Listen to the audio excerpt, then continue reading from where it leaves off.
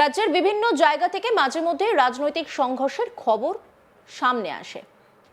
কখনো গোষ্ঠীকন্দল তো কখনো আবার দুটি প্রতিপক্ষ দলের মধ্যে সংঘর্ষের ঘটনা ঘটে, আর সেই সমস্ত ঘটনাকে কেন্দ্র করে সরগরম হয়ে ওঠে রাজ্য রাজনীতি। এবার ফের একবার রাজনীতির আঙিনায় চাঞ্চল্য। দক্ষিণ 24 পরগনার ক্যানিং পশ্চিম বিধানসভা বিজেপির 2 নম্বর মণ্ডল সহ সভাপতি শঙ্কর মণ্ডলকে মারধরের অভিযোগ উঠল তৃণমূলের বুথ সভাপতি বিজয় মাঝির বিরুদ্ধে। ঘটনাটি ঘটেছে ক্যানিং এর গোপালপুর এলাকায়। ঘটনায় গুরুতর জখম শঙ্করকে প্রথমে বারুইপুর মহকুমা হাসপাতাল ও পরে অবস্থার অবনতি হওয়ায় কলকাতার এসএসকেএম হাসপাতালে স্থানান্তরিত করা হয়েছে। আক্রান্তের মেয়ে শ্রীলেখা মণ্ডল তিনি কি বলছেন শুনব। কাল হসপিটাল থেকে বাড়ি আসার সময় বাড়ি এসে ভাত খেয়ে আর থানের দিকে প্রতিদিনের মতো গিয়ে আর ওখান থেকে আসতে 5:30টার দিকে তখন ওরকম ঝামেলা হয়েছে। আমার একটা দাদু দাদুর কাছে একজন বলেছে যে তোমার ভাইপো মারছে ধরে, 4-5 জন মিলে। দাদু ছুটে এসে তখন এদিকে এসছে আর আমরা সব ছুটে গেছি। ততক্ষণ মেরে ওরা পালালে এবার আমরা সবাই মিলে গেছি। তার আগে হচ্ছে বাবা ধরেছিল তখন চেলা কাঠ সব বাড়ি টাড়ি পড়ে আছে, রক্তমাক্ত সব মন সজা পড়ে আছে। একজন বাড়ির ভিতরে ঢুকেছিল, ওদের বাড়ির ভিতর থেকে দেউড়ে বার করে দিয়েছে।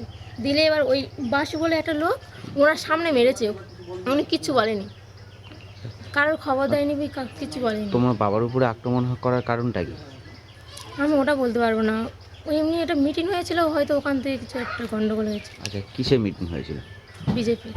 আচ্ছা, তোমার বাবা কি বিজেপি করতো? সেই কারণে কি রাগটাগ ছিল? হবে।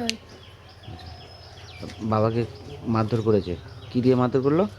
চেলা কাঠ দিয়ে ওই কাঠটা শুধু দেখতে, আর কিছু দেখতে পারিনি। আচ্ছা, কি মনে হয়েছে? আপনার কি আতঙ্কে রয়েছেন? হ্যাঁ, ভয় লাগছে?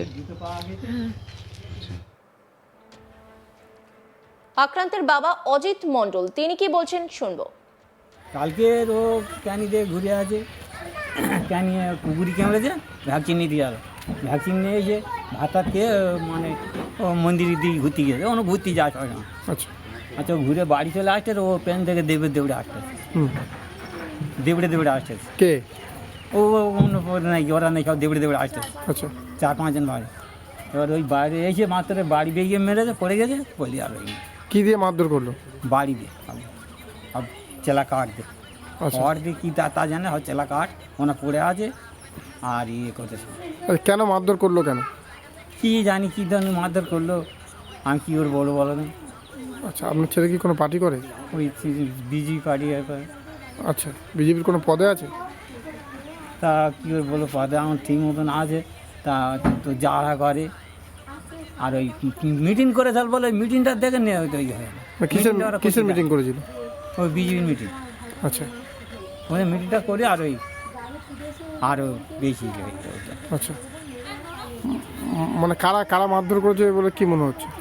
তা আমরা বুঝতে পারিনি বাবা, কার নামগুলো কী করে বলবো, কারা মারধর করেছে। পার্টিগত সত্যতার কারণে কি করে? পার্টি সত্যতা হয়েছে, এছাড়া।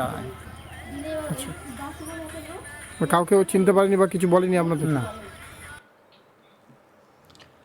ঘটনায় তৃণমূলের বুথ সভাপতি বিজয় মাঝি যুক্ত বলে সরাসরি অভিযোগ করছে বিজেপি। সঞ্জয় কুমার নাইক তিনি কি বলছেন শুনবো।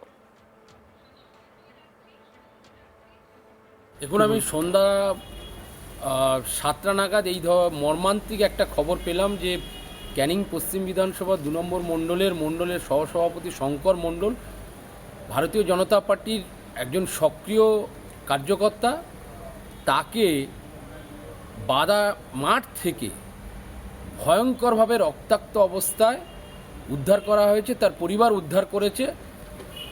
শঙ্কর মণ্ডল এই মুহূর্তে পিজি ট্রমা কেয়ার সেন্টারে তার মৃত্যুর সঙ্গে লড়াই করছে। এবং এই ঘটনায় এখনও পর্যন্ত যেটা আমার কাছে এসেছে, ওখানকার স্থানীয় যে তৃণমূলের বুথ সভাপতি বিজয় মাঝির দ্বারাই আক্রান্ত, পেছন থেকে কোদালের বাঁট দিয়ে মারা হয়েছে এবং প্রায় অর্ধমৃতপ্রায় অবস্থায় শঙ্করকে উদ্ধার করে পিজিতে ভর্তি করা হয়েছে। প্রশাসনকে বলবো, যারা এই ঘটনায় আজকের শঙ্কর মণ্ডলের যদি কিছু হয়ে যায় তাহলে কিন্তু কেউ রেহাই পাবে না। এই ঘটনায় যারা জড়িত তাদের অবিলম্বে চিহ্নিত করে অবিলম্বে গ্রেপ্তার করুন। বিষয়টা ঊর্ধ্বতন কর্তৃপক্ষ রাজ্যের বিরোধী দলনেতাকে জানিয়েছি, তিনি পুরো বিষয় দেখছেন। যে এর মারের কারণ কি কিছু জানতে পেরেছেন? পশ্চিমবঙ্গে মারের কারণ কি হতে পারে? এখানে বিরোধী শক্তি বলে কিছু রাখতে চায় না এরা। এখানে বিজেপি করা মানে হচ্ছে অপরাধ, পাপ, তাই কোনো বিজেপি করা যাবে না। আর সেই কারণে মার। অন্যান্য শত্রুতা কি আছে সেটা পরে দেখা যাবে, কিন্তু এই মুহূর্তে যেহেতু আমাদের মণ্ডলের সহসভাপতি আর যে বিজয় মাঝি মূল অভিযুক্ত সে তৃণমূলের বুথ সভাপতি, তাহলে বুঝতেই পারছেন যে কেন এই আক্রমণ, কেন এই আক্রোশ। যদিও দলের নেতার বিরুদ্ধে যে অভিযোগ উঠেছে তা পুরোপুরি অস্বীকার করেছে তৃণমূল। পরেশরাম দাস তৃণমূল বিধায়ক, তিনি কি বলছেন শুনবো। এটা পুরোপুরি মিথ্যা ঘটনা। কারণ ক্যানিং পশ্চিমে আমার মনে হয় না যে বিজেপি বলে কিছু আছে। গায়ে মাকে কি গায়ে মাকে আমি জানি না।